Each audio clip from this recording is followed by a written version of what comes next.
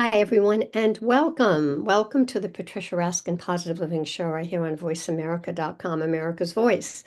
This is the program that shows you how to turn your problems into solutions and your obstacles into opportunities and make your dreams come true. And today is no exception. We're in our 24th year, I think, right now in Voice America, and very proud to be here. Today, we are talking about aging, positive aging, longevity with a national expert in the field. My guest is Herb Weiss. He has a very long bio, but I'm going to give you the condensed version because there's so much great information today. He's had a distinguished journalism career, gaining national and state recognition as an expert on aging, healthcare, and medical issues. Throughout his 45 year writing career, Herb has authored or co-authored over 1,100 articles in national and Rhode Island newspapers and trade publications. The James P. Adams Library at Rhode Island College is housing digital copies of all of Herb Weiss's articles, along with copies of reports written, newsletters, and newspapers that he's edited. The collection is titled Herb Weiss Papers, and it covers 45 years of reporting on healthcare, aging, and medical issues, which is available to Rhode Island College students, researchers, and healthcare programs across the nation. That's just some of what he's achieved. But I really want to focus on today. Is going to discuss his 3-volume books, Taking Charge, Stories on Aging Boldly, where he covers issues on aging, including care, retirement and leisure, mental health, caregiving, and sage advice on how to age gracefully. The stories in Herb Weiss's books provide research findings, aging policy updates, and practical tools to live a happy, fulfilled, engaged, and empowered life in our later years. And he'll also share interviews with experts and everyday people who have shared their keen observations about growing older. And you can go on, there are several links. He's on LinkedIn. It's herbweissauthor.com. It's herbweiss.com. He's on several websites. He also writes a weekly Age Beat editorial on aging issues for the Pawtucket Times, and this is in Rhode Island. Welcome, Herb. Man, I'm glad to be on your show. Yeah, there's so much here. All right. I guess your first article on aging was published in 1980. What motivated you? And you were, not at the age, that's 30 or 40 years ago now. What motivated you at that time of your life to focus on aging? Well, actually, I when I graduated college, I had a psychology social work degree. Today, it would be called social a concentration in social work. It'd be a master's in social work, and I ended up in the field of aging in a real interesting way. I had a high school friend who was discharged from the Navy. He came back after being discharged, enrolled in this program at North Texas State University Center for Studies in Aging. It was considered a premier educational institution to get professionally trained nursing home administrators into the field. Before, in the late 60s to 70s, people were not trained adequately to run facilities. So he asked me to enroll. And I looked at this program and I said, I'll try. I'll just put in an application and see where it goes. The doors opened. They accepted my application. I got I got a federal grant that was available to train nursing home administrators, and I entered the field of long-term care. It was like just everything sort of fell in place, wasn't planned, and that's sort of how life is. I went to be educated because of a friend who asked me to come to this program, and I've been in the field for 45 years. Wow. Herb, So. think the issues have changed over the years. I mean, are there certain issues in aging that you would say are pretty standard? And then are there needs and expectations that have changed a lot over these years? Okay, well let's look at policy issues, okay? In the not in the 2001, when I would write articles for Rhode Island newspapers, there was an issue of reimbursement for nursing homes, adequate reimbursement for nursing homes, and also staff. They could not hire staff. They had staffing issues. That 25 years ago. Okay, you go to my blog, herbweiss.blog, and you can see the articles from those years. Fast forward to today, you have the same issues. You have reimbursement issues for nursing Mhm. homes, and you have staffing issues. Nothing has really changed in those policy issues. Hopefully, they will get a handle on it, but it has not been solved. Mm. Looking at the Yeah, that personal was level. my question, was the personal part of Okay. positive aging. Well, okay, so a lot of my articles were written from experiences of being having older parents, and a lot of my colleagues in the newsroom are aging baby boomers who were having to deal with older parents. So everybody sort of gets ideas on articles through their personal experiences. I'll give one experience is when to take the keys away from your parents. Uh, how do you keep them from having a car wreck? Now, my mother was had dementia.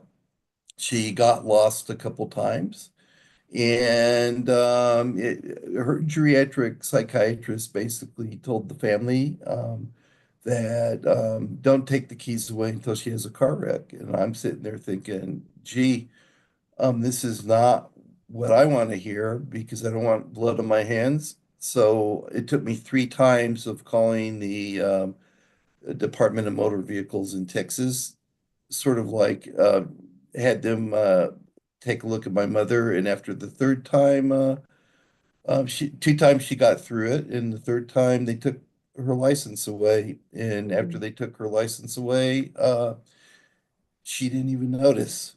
That's sort of where she was at mentally, and you have to do it. I had an article that I pulled from that personal experience, and there are other people all over the country who are having to deal with this. There's people will say, "What about your independence?"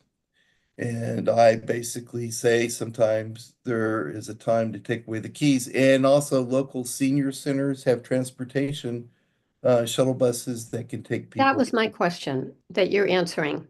The question was, what advice would you give to people who may have to take the keys away, if you will? And you're saying there are other options The, like the, the, transportation. yeah, oh, yes, for sure. I am deputy director at the Leon Matthews Senior Center in Pawtucket. And we have two senior shuttle buses available to our residents in the city. And we'll bring people to the senior center, which is a good thing because it gets them out of the house and they are with people. It'll take them shopping. Yeah. How do you explain it to the parents when you tell them, you know what, you can't drive anymore, so that they don't get arrested or so that the license doesn't get taken away? How would you advise people to explain that? Well, in my article, I use my personal experiences of having to find a solution to keep my mother from killing herself behind the wheel. But I also interviewed professionals, social workers, and I interviewed somebody at the Rhode Island Department of Motor Vehicles. Okay, so in an article, you try to pull from personal experiences or people who are going through that experience to professionals or even government agencies like a Department of Motor Vehicles. It's not an easy thing. I know some people have told me that they'll take the carburetor or something out of the engine. I Yeah. mean, there are a lot of ways in which you can sort of do it. It's not real easy. And Yeah. there are a lot of people that I see at the senior center who have basically said it was time for them to stop driving, and they sort of knew it. And there are people, yes. Yeah. So let me just ask you. I mean, I think that's such an important one because it really does speak to independence. What are some of the points that you would like to share from Taking Charge, Collected Stories on Aging Boldly? Now, that was in 2016. Since then, you have much more. But what would you say are some points for people? Well, first of all, the books are a compilation of my articles. Okay. So it's a mixture of things. One thing that you would be able to do is, well, you have to take charge of your life. For example, if you're a caregiver, it's a very demanding and stressful position you're put in. You could be a caregiver with parents and kids, and that's called the sandwich generation. And basically, there's a financial burden to it. There's also a time and physical stresses being a caregiver, and some of my articles in the books will talk about the importance of taking care of yourself. Um, you can sometimes you can know about the aging delivery system and maybe daycare. Get your parent in daycare a certain number of days a week, and that may give you a little personal time as a caregiver to take care of yourself and your needs. That daycare centers are for people who need more medical attention. This Our senior center is not for somebody who requires a nurse supervision or like that. They have to be sort of functional. But a senior center is a great place for a caregiver to send their parent to socialize. We have lunches actually there every day. Federal program, $3 for lunch. If you can't pay, that's okay. It's free. And we have health and fitness classes. We have all sorts of activities. So my books share about the resources available for a person to tap So into.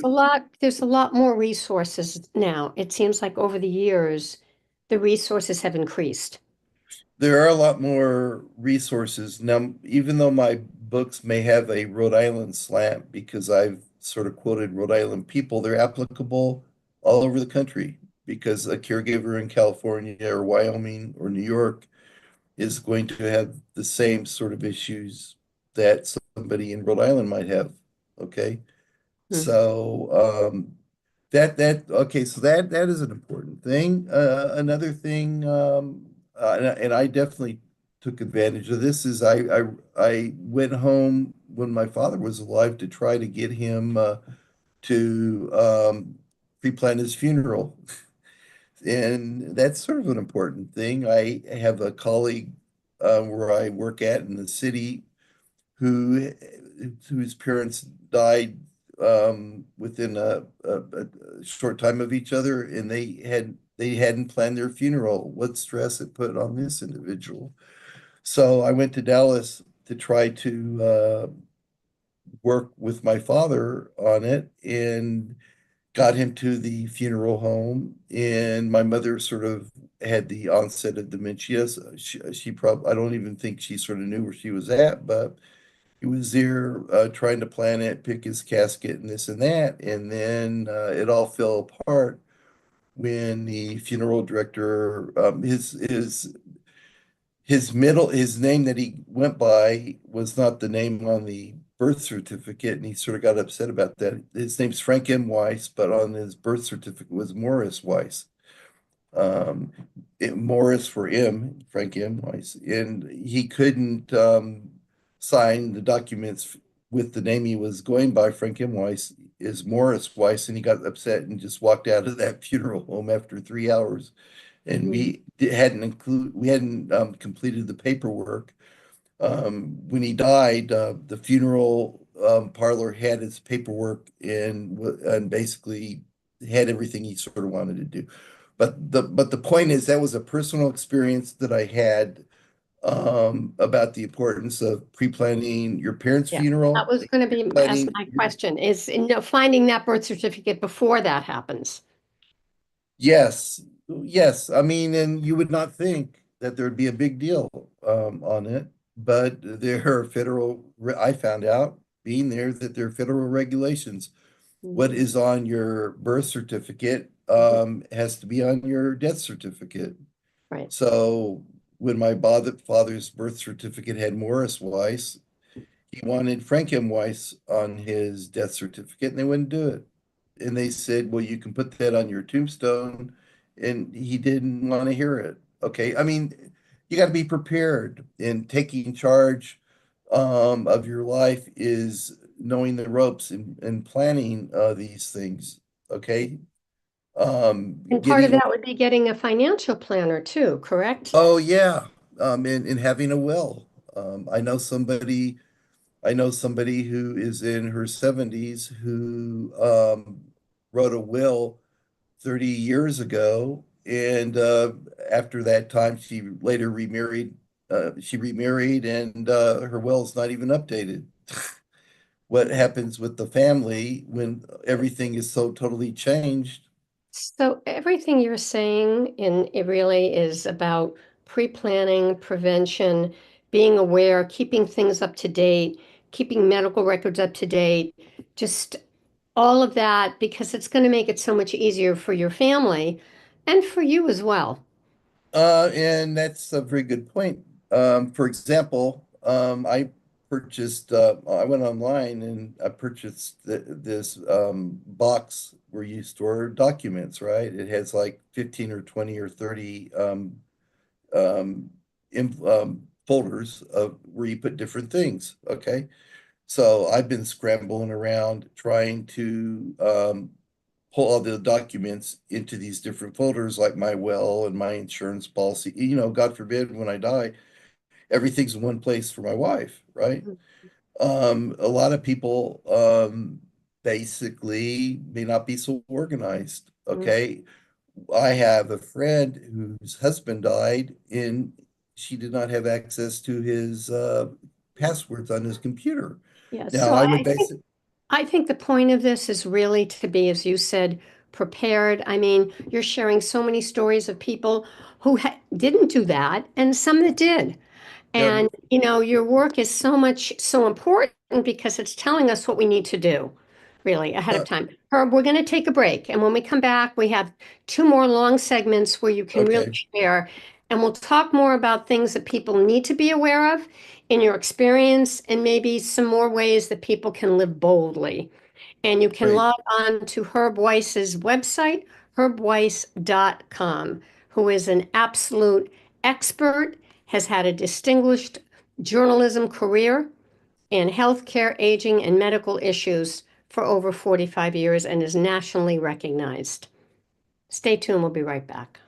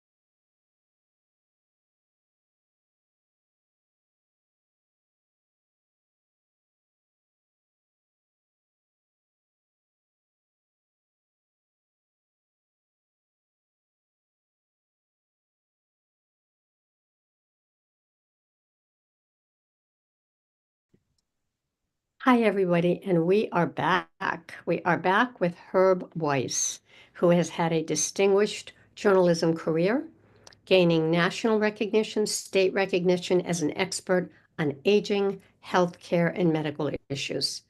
Throughout his 45-year writing career, Herb has authored or co-authored over 1,000 articles in national and local newspapers and publications. And Rhode Island College, the James P. Adams Library, is housing digital copies of all of his articles and newsletters that he's covered. And it's a collection called Her Voice Papers. And that's just a wonderful honor. And that is recent, and it will be available to students and researchers and healthcare programs across the nation. He also has 3-volume books of Taking Charge, Stories on Aging Boldly. And he's done these in different years and has just tremendous knowledge and wisdom. So, welcome back, Herb.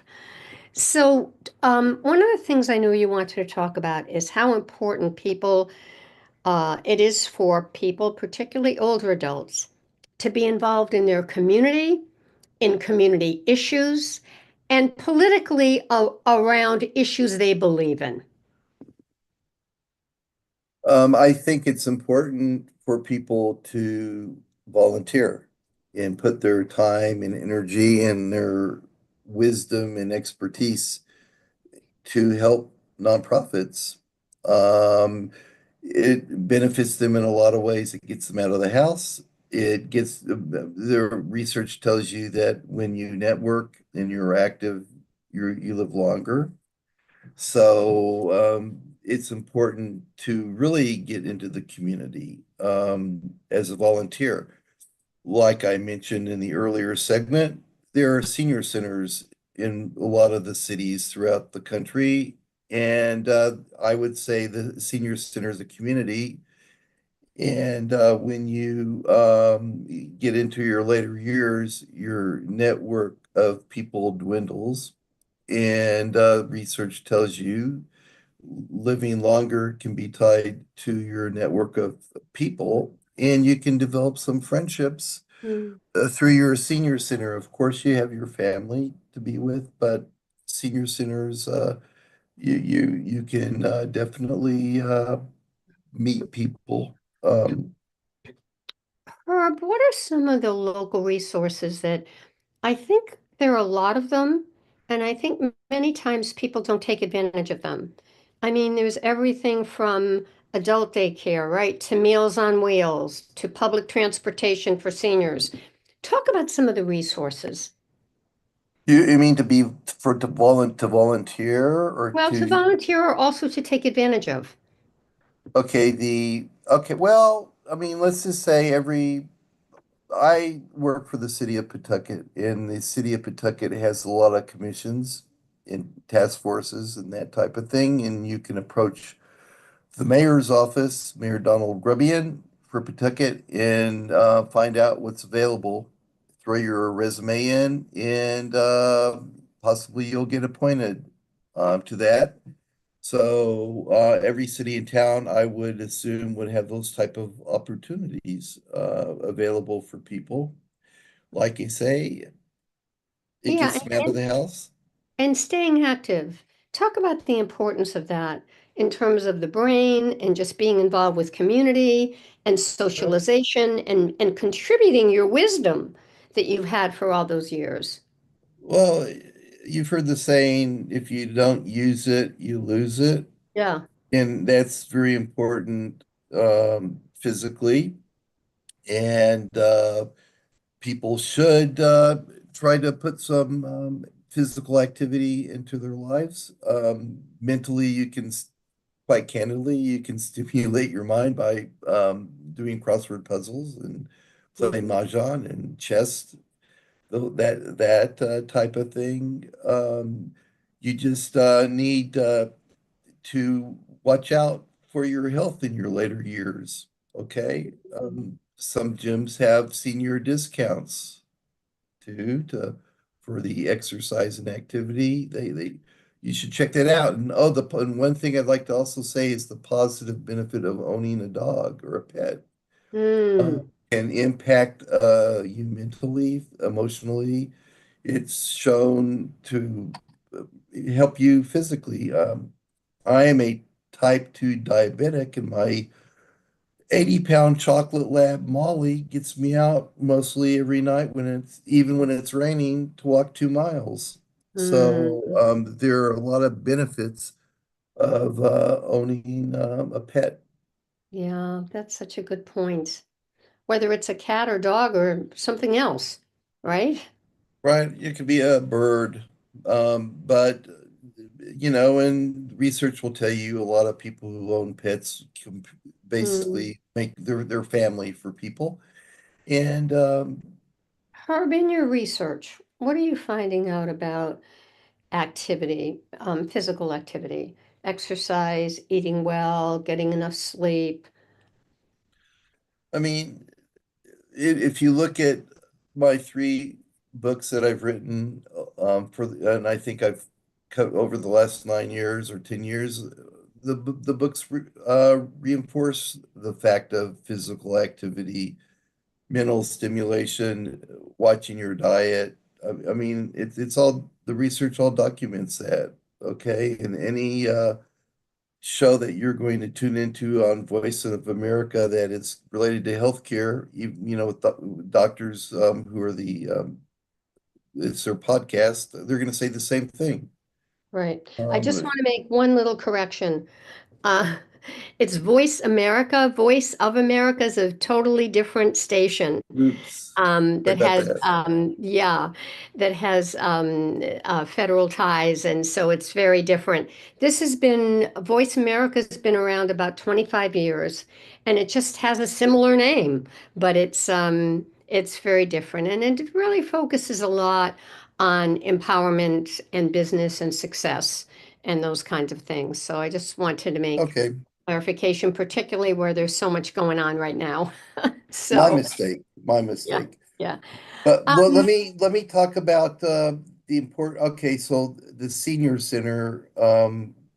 One of the things that can help your vast listening audience, who are in their 50s or if somebody's 55 or over, they can come to our senior center and participate in the activities. Okay. mm, We actually have nursing students from Rhode Island, University of Rhode Island, to test glucose, do blood pressure.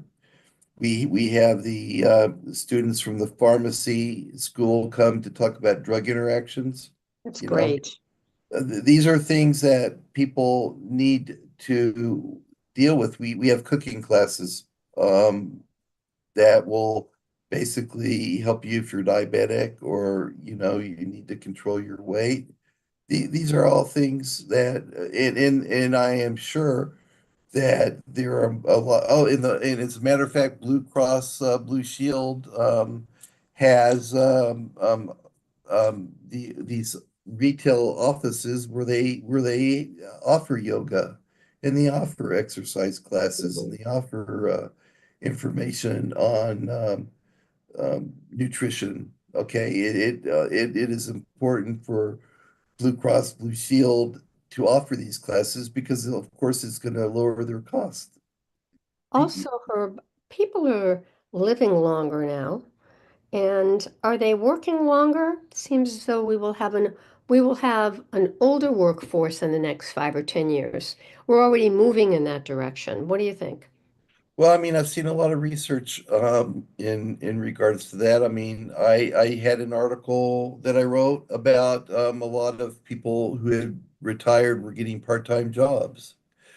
Okay. And I think that that may be the case now with an economy with the downturn. People may need to get a part-time job, and there will be a major impact on companies when the baby boomers start retiring, where they're going to be losing a lot of qualified people, Mhm. actually. So people need to determine through a financial planner when the best time it is to get your Social Security, okay? To supplement. Most people don't have pensions, okay? They live with their investments in Social Security. So it is important to go to a financial planner, make sure you do your research, and find out who is a certified financial planner, and then you may determine that you need a little extra income, or working on the side allows you to network and be with people. Being Absolutely. around people is very important. Yeah. Is there anything in your latest research or your latest work that maybe surprised you? You know, that maybe you didn't expect? Maybe a trend or something that you're seeing? Gee, boy, that's a hardball question. Let's see. Or Um, maybe it's something that's surprising. That's not my intention here, but just something maybe that's surprising because you've seen this for a long time, and gradually there have been changes. So, if you look at the way it was when you first started in the field and the way it is now, anything that just well, maybe. Go ahead. I Go think ahead. that there are a lot of resources today compared to when I first got into the field in the 70s, okay? And sometimes it's overwhelming for people to find out the resources that they sort of might need. Okay, so my senior center and a lot of senior centers actually does Medicare counseling, and they also counsel you in regards to your Medicare drug plan. What is the Hmm. best Medicare plan for you to get, and what is the best drug program you can get in So every there's more year? support. There's more advice and support now. Oh yeah, yes, and you need to know where to find it. And the Office of Healthy Aging in Rhode Island is available to be contacted to determine what state resources that and resources are available for you. And there are places, agencies all over the country and all the states where people are listening to you from that people could go to it's like one-stop shopping. Um, there used to be this agency called The Point where I think they had a name change, but you can call up an agency in Rhode Island and with a specific problem that you are trying to address or cope with, and they can provide you with resources. So Hmm. you need to really determine where you should go in your state to Hmm. find that agency that gives you one-stop shopping in regards to resources. Now, I would speculate and say that it would be a senior center, and every and your listeners should, if they have an issue or a problem, the first um, place that they might want to call would be their local senior center, and the staff would be pretty well versed on telling you where you should call. Thank you. Robert, you write so many articles all the time, weekly, and for years. How do you come up with your topics? Well, I've never actually had my newspapers tell me what to write. What I said earlier in the program, I'm like an aging baby boomer, and a lot of my journalistic colleagues across the country have experiences getting older and aging, and also with their parents. So personal experiences are a way for me to get topics. Like I told you, taking the keys away from your parents was a personal experience I went through.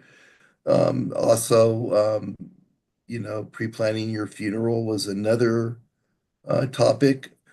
I wrote an article about the importance. My mother had dementia, and I wrote an article about the importance of music, what research talked about with Mm, music and Alzheimer's. yeah. So that is how I pick my topics. I also, AERP probably has the best research in the country.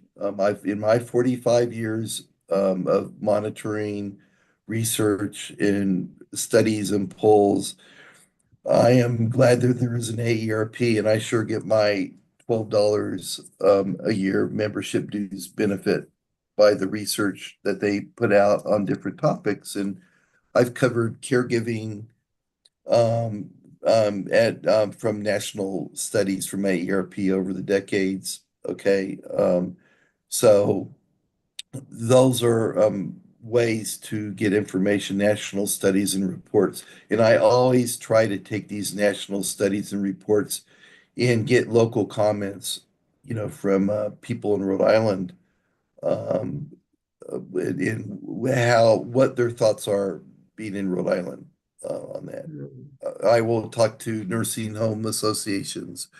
I will talk to aging advocacy groups.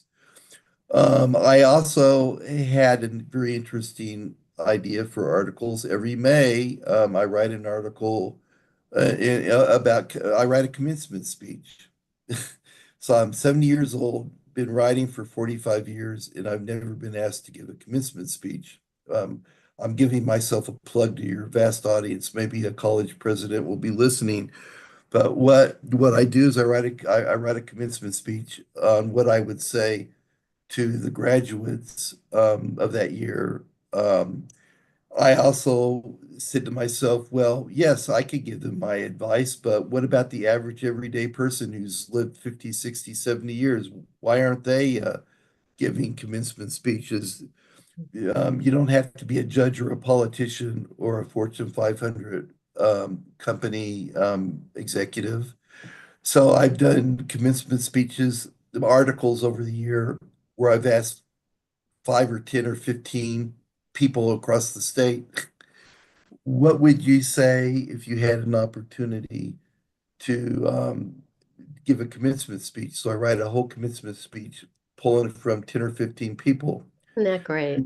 That is great. All right, we're going to take a break, and when we come back, we're going to talk more about some of the amazing kind of tips you have and techniques and things you've learned over the years from your work as a writer and a researcher and a speaker. My guest today is Herb Weiss, and he is nationally recognized, and he's had a distinguished journalism career, and he's an expert on aging, healthcare, and medical issues. In September 2022, he was appointed Deputy Director of Senior Services at the Leon Matthews Senior Center in Rhode Island. He writes a weekly column, Age Beat, on aging issues for a local paper. But one of the most outstanding things is that recently the college at Rhode Island College, or the library at Rhode Island College, is now housing copies of his published articles and reports and newsletters and newspapers, and the collection is Herb Weiss Papers. You can log on to herbweiss.com, Weiss. All right, stay tuned. We've got a lot more wisdom from Herb coming up.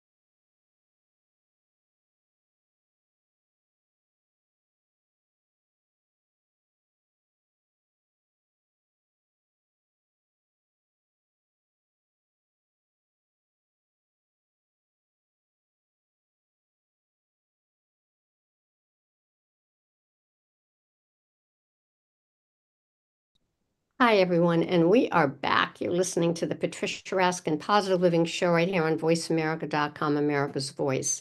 And we have on the program Herb Weiss, who has had a distinguished journalism career, gaining and recognition and state recognition as an expert in aging, healthcare, and medical issues. Welcome back, Herb. So, talk about, I know one of the things you want to talk about is how important it is that um, older adults have their rights preserved.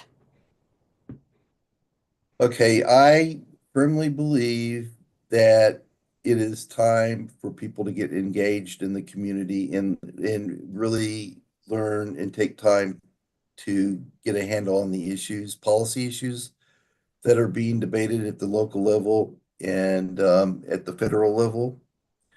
Um, Social Security, there are issues with funding of Social Security. It's going to require a bipartisan fix, and both parties really need to put their partisan bickering away and work together to come up with a viable solution to that issue.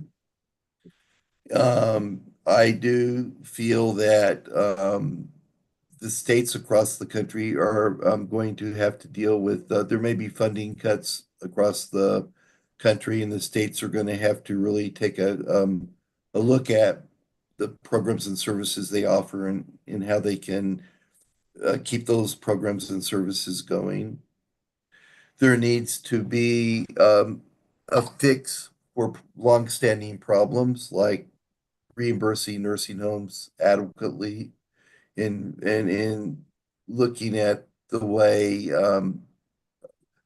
providers are pay for their staff to reduce the turnover rate in those facilities. If you don't have stability as staff in a nursing facility, the quality of care goes down. So if that is an important thing, I'd like to tell your audience that they need to become educated, and if they're following this, they need to be more educated and take the time to understand the pros and cons of a policy issue and contact their congressman or senator and tell them what they want to see in that program or service. Yes, I think many times we don't realize that our voice is important and will be heard. It will be heard if you have hundreds of people or thousands of people calling on a particular issue, and it's very important. What happens at the federal level is going to trickle down to how the states handle their aging population. Um, the Rhode Island population, the aging, the number of aging seniors is growing. There's also an issue of people getting dementia. Some might say it's skyrocketing, uh, and that's going to impact caregivers. Caregivers, if there is a larger number of people who have to deal with dementia, caregivers can contact their local state Alzheimer's chapters, where they have resources for caregivers and they have support groups. Um, so people who are listening to you in every state in the country, even well, of course, Alaska and Hawaii are in this country, but Mm. they all have state chapters. So go It's to your important. local Alzheimer's chapter. Thank you. Um, okay. What would you say in closing? We have a few minutes left. What would be your comments for the future? What do you see in the future? I mean, you've been at this for decades and you've seen things grow every year and more resources every year. What do you see in the future, Herb, with technology, with medical breakthroughs, with participation? Well, one thing that I've been writing, okay, so if a person had time to check out I have a blog, herbweiss.blog, blog. If you go on my blog, I have about 780 articles posted in 40 different topics. Um, you'll see a lot of policy articles that I've written covering the Rhode Island General Assembly and especially Congress. And one of the things I've been pushing um, in regards to articles about congressional policy is getting Congress, the House of Representatives, to reestablish the House Select Committee on Aging. The House Select Committee on Aging was it's a special committee that was in the House of Representatives from the 70s to 93. And what they did was it was bipartisan. They worked together. They put a spotlight on an aging issue. And by putting a spotlight on an aging issue, they compiled a lot of information about that specific issue and information put together by this special committee. People in the standing committees, they could create legislation on to fix those problems. I would like to see the House Select Committee on Aging reestablished. You really need to get both parties to work together on this. Congressman David Cicilline from Rhode Island tried to get it reestablished during 4 congressional sessions that's over a total an 8-year period. He could never get it through. Seth Magaziner, who followed him up after he retired, Congressman Magaziner took up the torch, and he has tried to get this House Select Committee on Aging reestablished. And he's considering um, reintroducing that resolution again. Mhm. So if you say, what would I like to see in the future, especially with congressional policy, I'd like to see that brought back.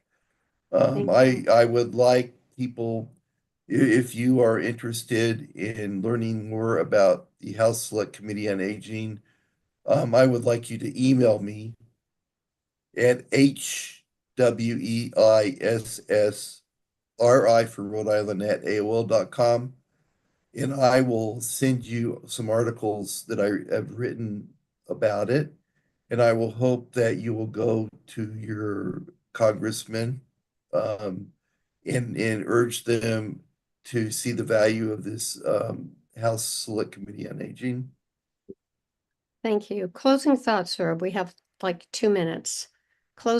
Any closing thoughts of what you'd like to leave our listeners with today? Yes, taking to age gracefully or to age boldly, you have to take control of your life.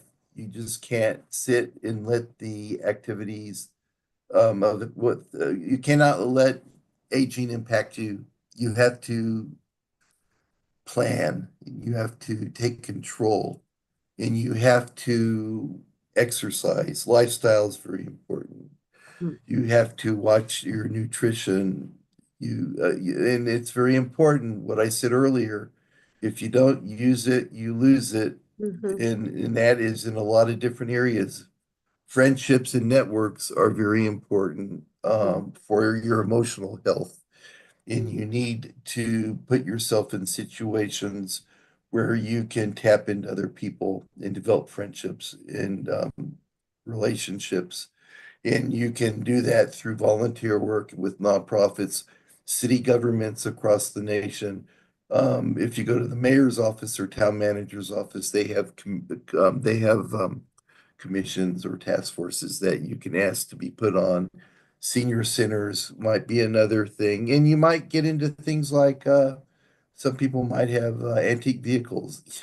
If you like antique vehicles, go to car shows, develop friendships with there's so many ways in which you can be with people and not be isolated. And the importance of not being isolated cannot be understated. Thank you, Herb, so much for your wisdom, knowledge, expertise, and years of work and publications. And people can go to the website herbweiss.com and see where they can find the articles and the publications. Correct, Herb? Right, for sure. Okay. All right. Thank you so much. Stay on the line for a minute. All right, Okay. everyone. That wraps up this edition of the Patricia Raskin Positive Living Show. Um, if you'd like to find me and get a copy of my newsletter so you can see all the fabulous guests I have on each week, Patricia at patriciaraskin.com, and you can sign up. If you also would like to get your positive message out, I've interviewed over 5,000 people in my career, and I'd love to help you plan it and stage it and really create a wonderful podcast. So remember, folks, you can contact me, Patricia at patriciaraskin.com. Stay healthy, stay happy, get the support you need, and know you can make your dreams come true. Until next time, I'm Patricia Raskin. Bye for now.